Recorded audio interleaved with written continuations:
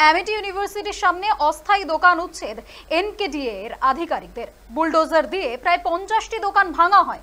দোকানদারদের বিক্ষোভের কারণে এনকেডিএ এর পক্ষ থেকে দোকান ভাঙা স্থগিত রাখা হয়েছিল।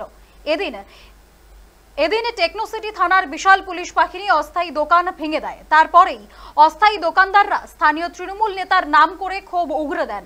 অস্থায়ী দোকানদাররা নিউ টাউনের কফি হাউসের সামনে গিয়ে বিক্ষোভ দেখান। পুলিশের সামনেই তারা কফি হাউস বন্ধ করে দেওয়ার হুঁশিয়ারি দেন। কেউ সাহায্য করেনি, আমরা কাউরে কত ভাঙলো কুরবান কই আমাদের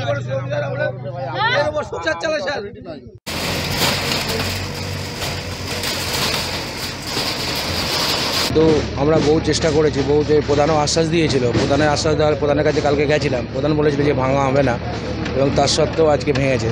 এবং এতে আমরাও তৃণমূল করি এবং আমরা তৃণমূলের সঙ্গে একদম ওতপ্রোতভাবে জড়িত, কিন্তু তার সত্ত্বেও দিদি আমাদের দিকে দেখলো না।